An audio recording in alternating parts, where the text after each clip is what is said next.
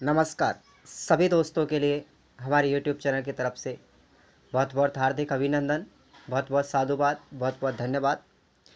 तो देखिएगा, हम बात कर रहे थे शिक्षा मनोविज्ञान की। आज 8वीं क्लास आप लोगों के लिए लगेगी, 7वीं क्लास, सॉरी 7वीं क्लास आपकी लगेगी। मैंने अब तक आपको 6 टॉपिक कंप्लीट करवा दिए हैं। तो आज का जो हमारा टॉपिक होगा वो होगा हमारा अधिगम, यानी सीखने की आवश्यकता। और इस सीखने की आवश्यकता के अंतर्गत कौन कौन से नियमों की ज़रूरत पड़ती है, ये सारी चीज़ों के बारे में हम बात करेंगे। ठीक है, तो चलिएगा, आज का वीडियो हमारे लिए काफ़ी इम्पोर्टेंट रहेगा। 6 वीडियो हम ऑलरेडी करवा चुके हैं और ये 7वां वीडियो है आपके लिए। ज़रूर देखिएगा, देखना मिस मत कीजिएगा। और यदि आप लोग चैनल पर पहली बार आए हैं, सब्सक्राइब कर लें चैनल को। ठीक है, तो ऐसे ही लेटेस्ट मनोविज्ञान की क्लास आपको मिलेंगी। ये हैंड रिटेन नोट्स हैं, कोई दिक्कत वाली बात नहीं है। PDF आप लोग डिस्क्रिप्शन बॉक्स से डाउनलोड कर सकते हैं। शुरू करते हैं हम आज की क्लास को सीखने के सिद्धांतों के बारे में। तो थॉर्नडाइक साहब ने बताया था भाई कि अपने सीखने के सिद्धांतों में आपको 3 नियम याद रखने हैं। पहला नियम याद रखेंगे आप लोग अभ्यास का नियम, दूसरा याद रखेंगे तत्परता का नियम, और तीसरा नियम है प्रभाव का नियम। ये 3 नियम थॉर्नडाइक साहब ने बताए थे सीखने की आवश्यकता में या अधिगम के बारे में। तो देखिएगा, आप सबसे पहले हम अधिगम की अगर हम पहचान करें तो अधिगम की पहचान अधिगम के वक्र से होती है। और ये वक्र 4 प्रकार के होते हैं। इन वक्रों के बारे में हम विस्तार से बात करने वाले हैं। वक्र कैसा बनेगा, वक्र का डायग्राम किस तरीके का बनेगा, वो सब हम आपको वीडियो में बताएंगे। तो ज़रा आप लोग वीडियो को पूरा देखिएगा, बीच में मिस मत कीजिएगा। ठीक है, तो सबसे पहले आता है हमारा सरल वक्र, या इसका दूसरा नाम है समान निष्पादन वक्र। दूसरा है अपना नातोदर वक्र, तीसरा है उन्नोत्तर वक्र, और चौथा है मिश्रित वक्र। सबसे पहले हम सरल वक्र की बात करते हैं यहाँ पर। तो इस प्रकार के वक्र के अंतर्गत ये दर्शाया जाता है कि प्रत्येक प्रयास में जो अधिगम होता है, जो सीखने की मात्रा होती है, वो समान रूप से रहती है। ठीक है, समान रूप से रहती है। जैसे जैसे अधिगम का मान बढ़ता है, जैसे जैसे अधिगम का मान बढ़ता है, प्रयास भी बढ़ेगा। यानी कि आप लोग कह सकते हैं कि प्रयास इजकल टू अधिगम, प्रयास इजकल टू अधिगम। यानी कि प्रयास जैसे जैसे बढ़ेगा तो आपका अधिगम भी बढ़ेगा। ठीक है, दूसरा वक्र है हमारा उन्नोत्तर वक्र।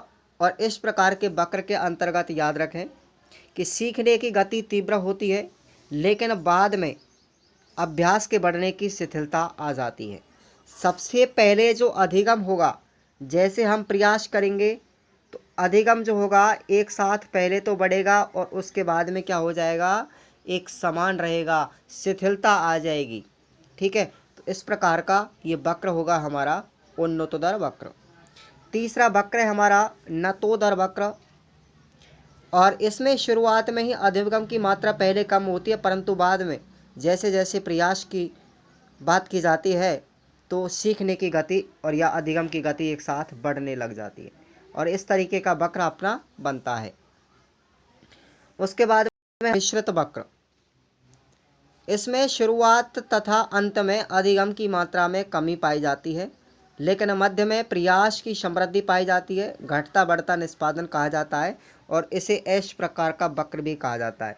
देखिएगा, आपको इस तरीके का ये वक्र मिल रहा है, और ये वक्र हमारा है वो मिश्रित वक्र है। ठीक है, अधिगम का। और आगे बात करते हैं हम अधिगम पठार की। तो अधिगम पठार कैसा होता है, जब अधिगम में किसी कारणवश प्रयास करने के बाद भी अधिगम की मात्रा में किसी प्रकार की वृद्धि नहीं होती है, तो अधिगम एक ही स्थान पर स्थिर हो जाता है, और यही हमारी अधिगम की स्थिरता या अधिगम का पठार कहलाता है। अधिगम के पठार के उत्तरदायी होने के निम्न कारण हैं। अब इन कारणों को आप लोग ध्यान से देखिएगा। 4 कारण हैं अधिगम के स्थिर होने के। पहला है मानसिक या शारीरिक थकान, दूसरा है रुचि ध्यान व इच्छा का अभाव, तीसरा है शारीरिक मानसिक परिपक्वता अपरिपक्वता, और चौथा है अनुचित वातावरण। यदि ये कंडीशन रहेंगी तो अपना अधिगम स्थिर हो जाता है, या अधिगम कि सीखने की प्रक्रिया मंद हो जाती है, धीमी पड़ जाती है। आपके लिए ये वक्र दिखाया गया है, ठीक है।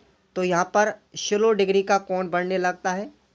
फिलहाल फर्स्ट में जब आप प्रयास करेंगे तो अधिगम जो होगा आपका एक समानुपात तरीके से बढ़ने लगता है, लेकिन कुछ बाद में कम हो जाता है, कभी ज़्यादा हो जाता है। इस तरीके की कंडीशन अपनी अधिगम और प्रयास के मध्य में बनती रहती है।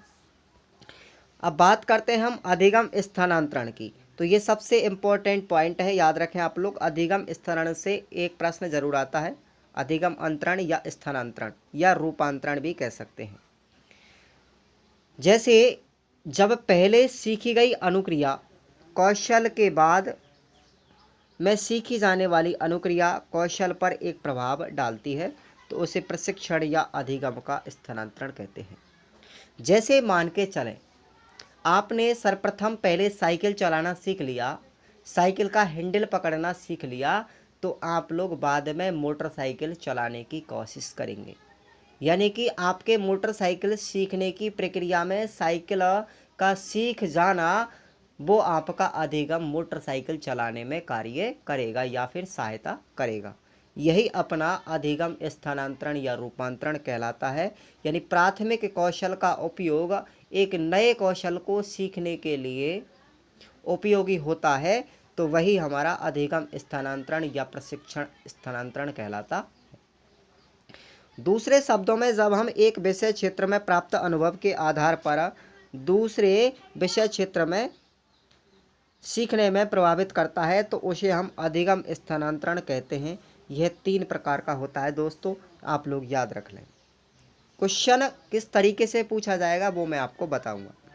सबसे पहला है अपना सकारात्मक स्थानांतरण, दूसरा है नकारात्मक स्थानांतरण और तीसरा है शून्य या उदासीन स्थानांतरण।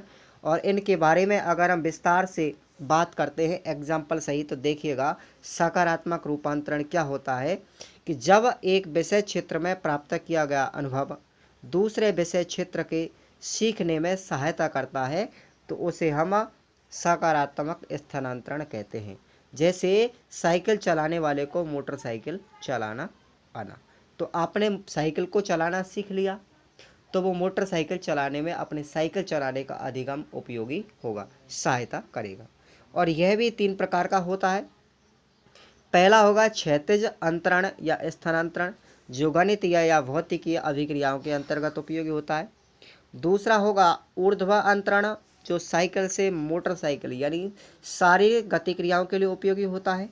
और तीसरा होगा द्विपार्श्विक अंतरण, जो दाएं से बाएं से जैसे हाथों से लिखने की प्रक्रिया में द्विपार्श्विक अंतरण का उपयोग होगा। अगला है अपना नकारात्मक स्थानांतरण, यानी कि जब एक विषय क्षेत्र में प्राप्त किया गया अनुभव दूसरे क्षेत्र विषय के अंतर्गत बाधा पहुंचाता है, उसे हम नकारात्मक स्थानांतरण कहते हैं। जैसे उदाहरण के लिए हमने पहली कविता को याद कर लिया और हम दूसरी कविता को भूल गए। भाई 2 कविता हमने याद की, हमने पहले वाली कविता को याद किया, जैसे ही हमने कोई दूसरी कविता याद की तो हमें पहले वाली कविता भूल जाते हैं। तो यही हमारा नकारात्मक स्थानांतरण होता है। यानी कि प्रथम अधिगम का उपयोग दूसरे अधिगम को सीखने के लिए पहला अधिगम उसमें बाधा उत्पन्न कर देता है, वही हमारा नकारात्मक स्थानांतरण कहलाता है। तीसरा आता है अपना शून्य या उदासीन अंतरण, जब एक विषय में प्राप्त अनुभव दूसरे विषय को सीखने में किसी भी प्रकार से प्रभावित करे, तो उसे हम उदासीन अंतरण कहते हैं। जैसे संस्कृत, गणित, कला, यानी पूरी तरीके से प्रभावित ही नहीं कर रहा, कोई फर्क नहीं पड़ता। भाई जैसे हमने संस्कृत में लकार को याद किया, गणित में गिनती को याद किया, तो इन दोनों के अंदर बीच में कोई अंतर संबंध नहीं है, क्योंकि संस्कृत शब्द गणित की चीज़ों के अंतर्गत कोई उपयोग नहीं कर पाते हैं। ठीक है, तो यही अपना क्या कहलाएगा, शून्य या उदासीन स्थानांतरण कहलाएगा। आगे बात करते हैं हम सीखने के सिद्धांतों की। तो इनके कक्षा के अंतर्गत कौन कौन से उपयोग हैं, ये सीखने के कौन कौन से सिद्धांत हैं, ज़रा इनको ध्यान से देखिएगा। हालांकि मैंने विस्तार से इनको पढ़ाने की कोशिश भी की थी और उनकी वीडियो भी आपको मैंने ऑलरेडी डाल चुके हैं, प्लेलिस्ट में आपको मिल जाएंगी। जैसे थॉर्नडाइक का सिद्धांत, स्किनर का सिद्धांत, क्रिया प्रसूत नियम, पावलाव का सिद्धांत, ये सभी अधिगम के सिद्धांत हैं जो बच्चे को या व्यक्ति को सीखने में मदद करते हैं। अब हम इनके व्यावहारिक उपयोगिता की बात करेंगे इस वीडियो के अंतर्गत। हालांकि सिद्धांत को सिर्फ और सिर्फ नाम से जानेंगे, लेकिन उपयोगिता सबसे ज़्यादा महत्वपूर्ण है इस वीडियो के अंतर्गत। तो देखिएगा, 1913 के अंतर्गत प्रकाशित अपनी पुस्तक थी जिसका शिक्षा मनोविज्ञान में सीखने का एक नवीनतम सिद्धांत प्रतिपादित किया, जिसको हम निम्न नामों से जानते हैं, और ये सिद्धांत थॉर्नडाइक साहब ने दिया था। एडवर्ड ली थॉर्नडाइक ने बिल्ली पर प्रयोग किया था, और इस सिद्धांत को याद रखें आप लोग, कई नामों से जाना जाता है। पहला, थॉर्नडाइक का संबंधवाद सिद्धांत। दूसरा है संबंधवाद का सिद्धांत। तीसरा नाम है उद्दीपक प्रतिक्रिया का सिद्धांत, यानी कि SR थ्योरी भी इसे बोल सकते हैं। सीखने का संबंधवाद सिद्धांत, प्रयत्न एवं भूल का सिद्धांत, और एक नाम याद रखें, प्रयास एवं त्रुटि का सिद्धांत। प्रयास व त्रुटि का सिद्धांत, ये भी आप लोग नाम याद रखें। तो ये थॉर्नडाइक के सिद्धांत के उपनाम हैं। अब इसने बिल्ली पर प्रयोग किया था दोस्तों, याद रखें, एक भूखी बिल्ली को पिंजरे में बंद कर दिया, और उस समय ऐसी कंडीशन आपको बनाई गई थी कि बिल्ली बार बार प्रयास करती है एक मृत मछली को पकड़ने के लिए। मृत मछली एक उद्दीपक का कार्य करती है। उद्दीपक को देख करके मछली जो होगी बार बार अनुक्रिया करने लगती है, लेकिन एक समय ऐसा आता है कि वो अपने प्रयासों की अधिकतम सीमा को पार कर जाती है और अपना अधिगम प्राप्त कर लेती है और मृत मछली को प्राप्त भोजन के रूप में कर लेती है। यानी कि यही उद्दीपक और अनुक्रिया, यानी कि बिल्ली अनुक्रिया करती है उद्दीपक को देख करके, तो बिल्ली एक संबंध बना लेती है मृत मछली और अपनी अनुक्रिया के बीच में, इसलिए इसे उद्दीपक अनुक्रिया का सिद्धांत कहा गया। और बार बार भूल करने के पश्चात में एक प्रयास ऐसा आता है कि वो उसमें सफलता हासिल कर लेती है, इसलिए इसे प्रयास एवं त्रुटि का सिद्धांत कहा गया। तो इसके कई नाम थे, तो ये बिल्ली पर प्रयोग किया गया था थॉर्नडाइक के द्वारा। हम बात कर रहे थे कि इस सिद्धांत के केवल कक्षा के उपयोगों की। तो देखिएगा, थॉर्नडाइक के अनुसार उनके 3 मुख्य प्रयोग बालक को अपने जीवन में उतारने चाहिए। अभ्यास के द्वारा व्यक्ति को किसी भी कार्य में निपुण बनाया जा सकता है। ये भी उन्होंने बताया था कि व्यक्ति तथा विज्ञान जैसे विषयों के लिए अभ्यास का नियम बहुत जरूरी है, और अभ्यास के द्वारा ही गलतियों में सुधार किया जा सकता है और व्यक्ति अंततः अपने उद्दीपक के पास पहुंच जाता है। यानी कि इसमें धैर्य और परिश्रम की भावना उत्पन्न होती है। किससे? प्रयास एवं त्रुटि के सिद्धांत से, थॉर्नडाइक के सिद्धांत से। अगला सिद्धांत पढ़ते हैं हम, पावलाव का सिद्धांत, जिसमें कुत्ते पर प्रयोग किया गया था। पावलाव जो थे एक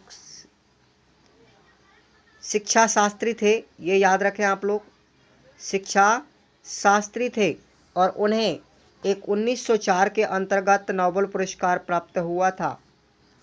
ठीक है, किस पर हुआ था? उन्होंने पाचन क्रिया पर शोध किया था, पाचन क्रिया पर शोध किया था, और उन्हें 1904 ईस्वी में एक नोबेल पुरस्कार से सम्मानित किया गया। एक शरीर शास्त्री थे ये। तो हम बात कर रहे थे पावलाव के सिद्धांत की, तो इसको कई नामों से जाना जाता है। शास्त्रीय अनुबंध का सिद्धांत भी कहते हैं, शास्त्रीय अनुबंधन सिद्धांत। इसे क्लासिकी अनुबंधन सिद्धांत भी कहते हैं। इसने कुत्ते पर प्रयोग किया था, कुत्ते पर प्रयोग किया था। एक कुत्ते को उसने एक कमरे में बंद कर दिया, लाइट को बुझा दिया और उसके सामने भोजन रख दिया, और एक स्थिति ऐसी उत्पन्न की कि भोजन को देने से पहले उसे घंटी का बजना अनिवार्य था। ठीक है, जब तक घंटी नहीं बजती तब तक उसे भोजन नहीं दिया जाता। तो पावलाव सबसे पहले एक कंडीशन में उसने भोजन दिया तो कुत्ते के मुंह में लार का आना प्रारंभ हो गया, कुत्ते के मुंह में लार का आना प्रारंभ हो गया। तो एक स्वाभाविक उत्तेजक, यानी भोजन को देख करके स्वाभाविक अनुक्रिया होने लगी, लार का निकलना। दूसरी कंडीशन के अंतर्गत उसने स्वाभाविक उत्तेजन भोजन को दिया, घंटी को बजाया, और सीधा एक स्वाभाविक क्रिया होने लगी कि कुत्ते के मुंह से लार निकलने लगी। तीसरी कंडीशन में पावलाव ने कुत्ते को भोजन नहीं दिया, केवल और केवल घंटी को बजाया, तब भी कुत्ते के मुंह से क्या आने लगी, लार निकलने लगी। तो भी क्या होने लगी, एक स्वाभाविक क्रिया होने लगी। कहने का मतलब ये हुआ इस प्रयोग के अंतर्गत कि एक कृत्रिम उद्दीपक को देख करके कुत्ते के मध्य में एक संबंध बन गया, भोजन का एक संबंध बन गया कि जब तक घंटी नहीं बजेगी तब तक उसे भोजन नहीं मिलेगा। ठीक है, तो उसकी एक आदत का निर्माण हो गया। क्या कहा था उन्होंने कि कृत्रिम उद्दीपक के द्वारा भी संबंध प्रतिक्रिया धीरे धीरे उसकी क्या बन जाती है, आदत बन जाती है। भाषा विकास, छोटे छोटे बालकों को वस्तुएं दिखाकर भी शब्दों का ज्ञान कराया जा सकता है। जैसे कुत्ते को घंटी को बजा करके भोजन का अनुभव हो जाता था कि भोजन उसे घंटी बजने के बाद ही मिलेगा। शर्त उन्होंने बताई थी कि बुरी आदतों का त्याग किया जा सकता है, सुलेख व अक्षर विन्यास जैसे विषयों में अधिक उपयोगी होगा।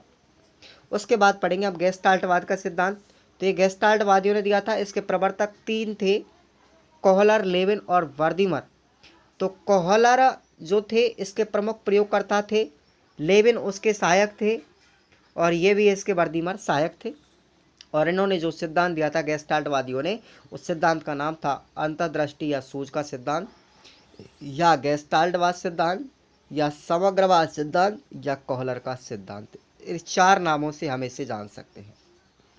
और याद रखें आप लोग, इस सिद्धांत के अंतर्गत एक प्रयोग किया गया था वनमानुष या सुल्तान चिंपांजी पर। और उस चिंपांजी को एक बंद कमरे में रखा गया, भूखा था, और उस कमरे के ऊपर केलों को टांग दिया। यहाँ पर ये बंदर है और 4 डिब्बे उसके सामने रख दिए।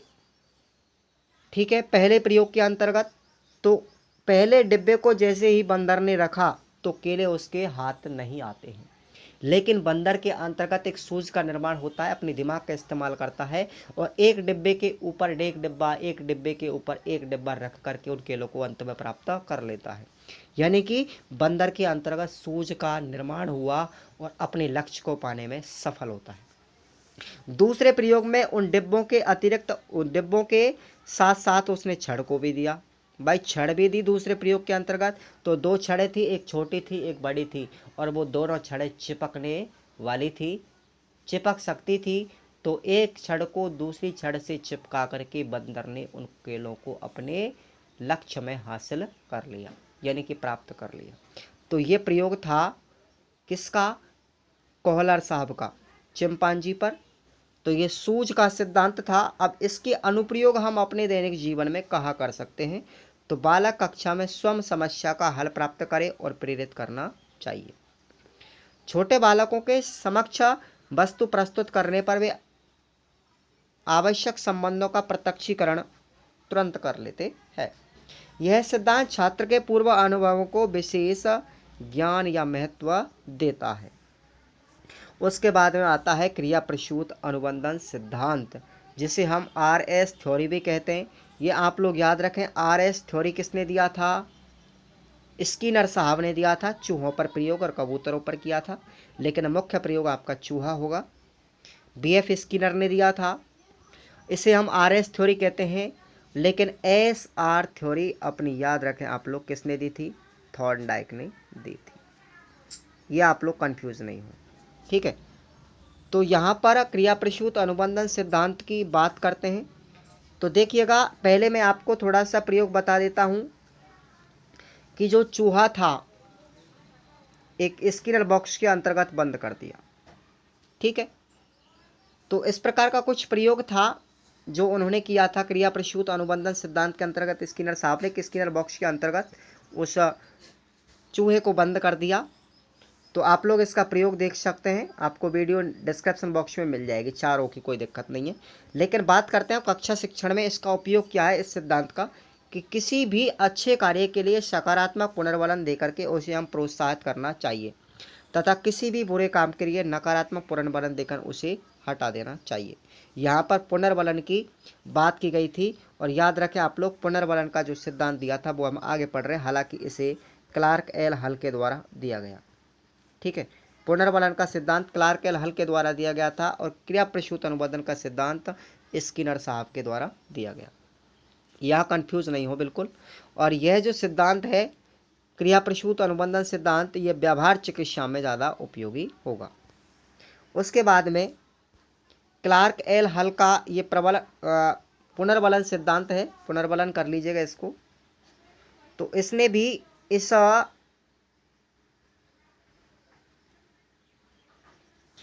जो चूहे थे उस पर प्रयोग किया गया था स्किनर के माध्यम से, उसी के अंतर्गत इसने बताया था कि इसे हम विधिक सिद्धांत भी कह सकते हैं या पुनर्वलन का सिद्धांत कह सकते हैं। पुनर्वलन दो प्रकार का दिया गया था, पहला था अपना पॉजिटिव और दूसरा होता है नेगेटिव। पुनर्वलन के अंतर्गत जब पॉजिटिव पुनर्वलन दिया जाता है तो व्यक्ति या बच्चा जो होता है वो अपनी क्रिया को ठीक ढंग से करने में सफल हो जाता है। लेकिन जब नकारात्मक पुनर्वलन दिया जाता है तो अपनी क्रिया से हतोत्साहित हो जाता है। यानी कि हमेशा प्रयास के तौर पर जब व्यक्ति त्रुटि करता है तो उसे नकारात्मक पुनर्वलन दिया जाता है ताकि वो अपनी क्रिया में सुधार कर सके। कक्षा शिक्षण में प्रयोग की अगर आप बात करें इस पुनर्वलन सिद्धांत की, तो व्यक्तिगत शिक्षा पर सबसे ज़्यादा बल दिया गया। शिक्षक को विषय वस्तु या अधिगम को दोहराने पर बल देना चाहिए ताकि बालक की जो आदत है उनको बेहतर बनाया जा सके। अब कक्षा शिक्षण में यदि हम बात करें इनकी व्यावहारिक ज्ञान की उपयोगिता की, इन सिद्धांतों की, तो कैसे करेंगे जरा देखिएगा आप लोग। मानव जीवन के प्रत्येक क्षेत्र में सीखने के नए नए आयाम आते हैं और जीवन के प्रत्येक क्षेत्र में अधिगम का सिद्धांत सबसे मूल्यवान होता है। वे सभी व्यवहार जीवन के व्यक्तिगत सामाजिक आर्थिक पक्षों की शांतिपूर्वक और आनंददायक बनाते हैं। ये सभी व्यवहार मनोवैज्ञानिक सिद्धांतों पर निर्देशित होकर के सीखे जाते हैं।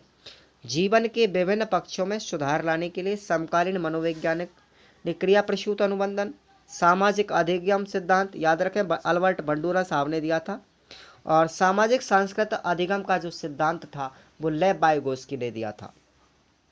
आदि के सिद्धांतों के आधार पर अनेक तकनीकी और शिक्षण विधियों का विकास भी होता है।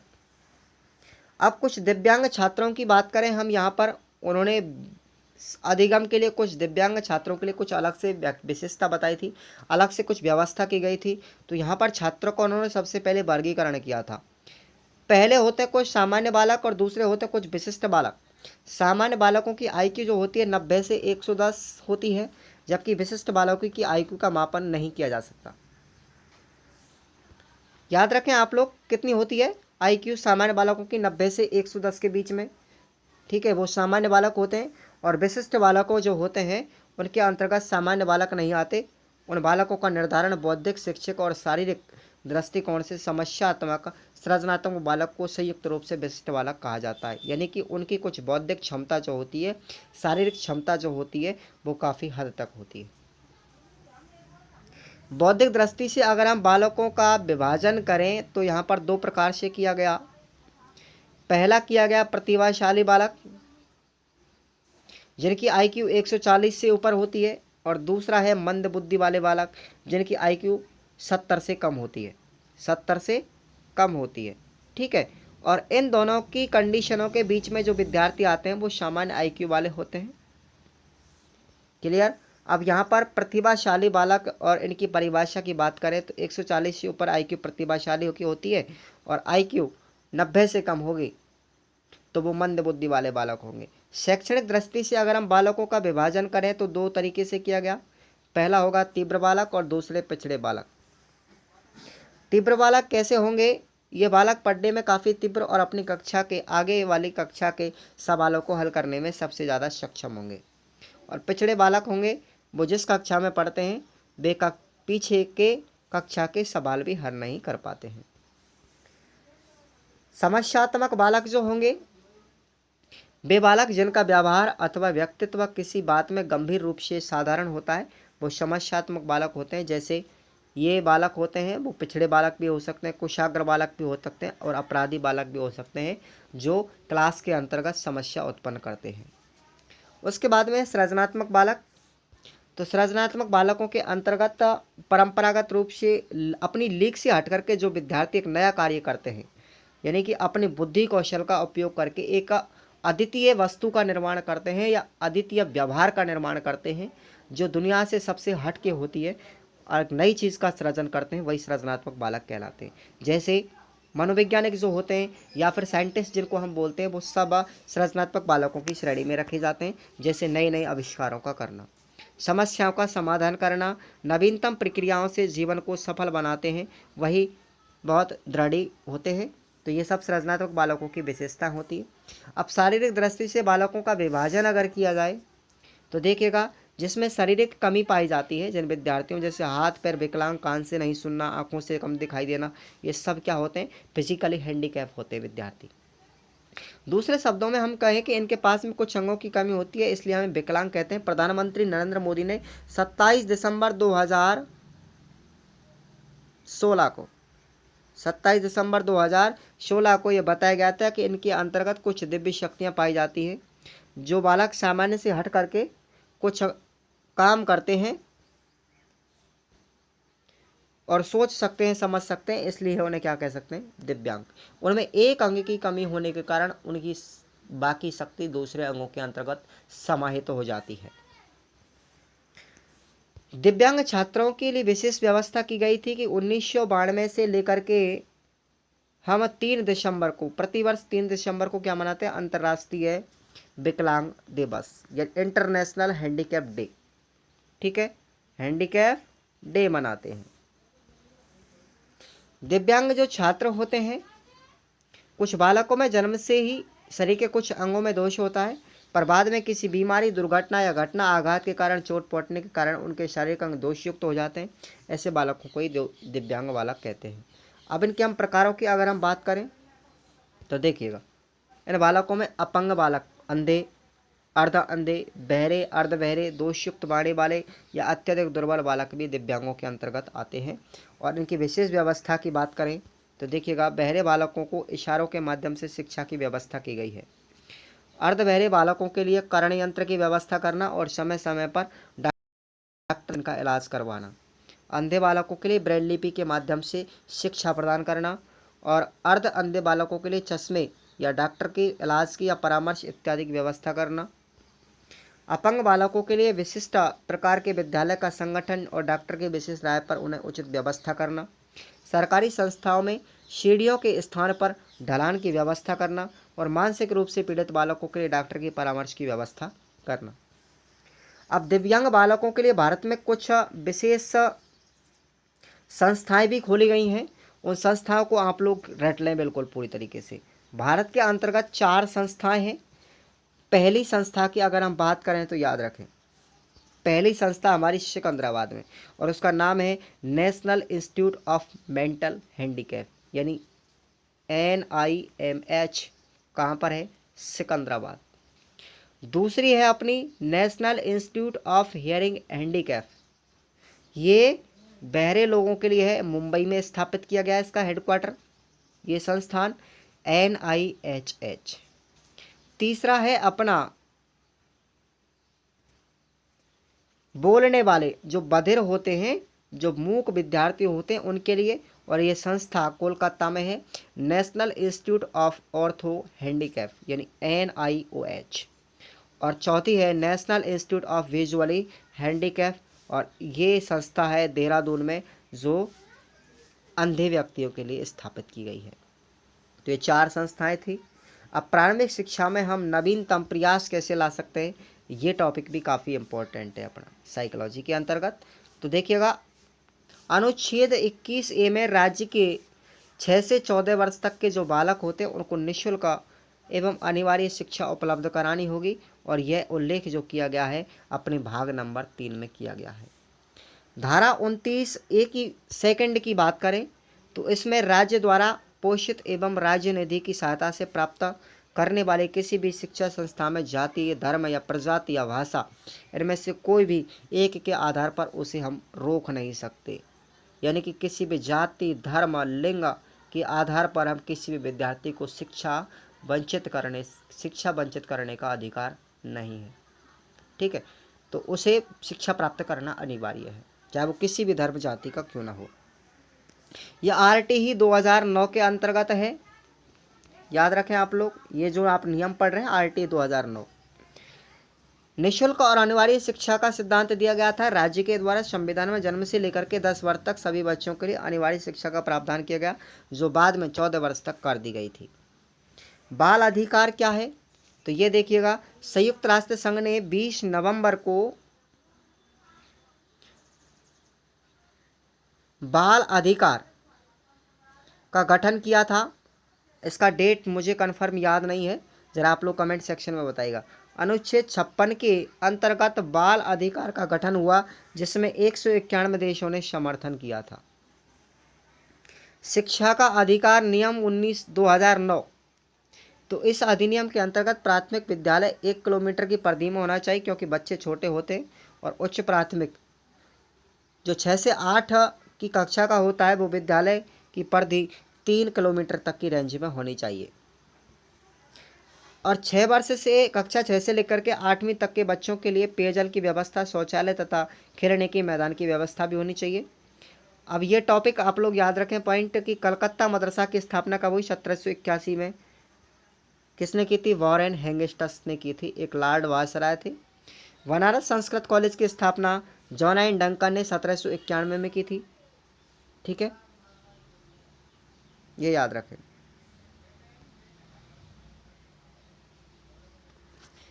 तो याद रखें आप लोग, ये जो कॉलेज थी किसके द्वारा करवाई गई थी इसकी स्थापना, ये कॉलेजों की स्थापना एल्फिंस्टन ने पेशवा की सहायता से की थी 1800 ईस्वी में, लॉर्ड वेलेजली ने। भारत में आधुनिक शिक्षा का जन्मदाता कौन है, चार्ल्स ग्रांड। उसके बाद में हम पढ़ेंगे प्राच्य या पाश्चात्य विवाद। ये 1813 से लेकर के 1833 ईस्वी तक चला था, जिसमें ब्रिटिश कंपनी ने 1 लाख रुपए की धनराशि भारतीय शिक्षा पर खर्च की गई थी। ये उन्होंने नियम बनाया था कि, परंतु यह स्पष्ट नहीं था कि यह खर्च हिंदी या अंग्रेजी किस विषय पर किया गया या किया जाएगा। इस विवाद को समाप्त करने के लिए मैकाले ने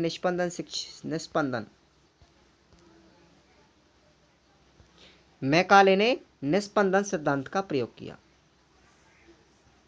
उसके बाद में अपना बोर्ड का घोषणा पत्र, ये इंपॉर्टेंट है, याद रखें। ये कब हुआ था, 14 जुलाई 1854 को। 1854 में यह घोषणा पत्र आया कि इसमें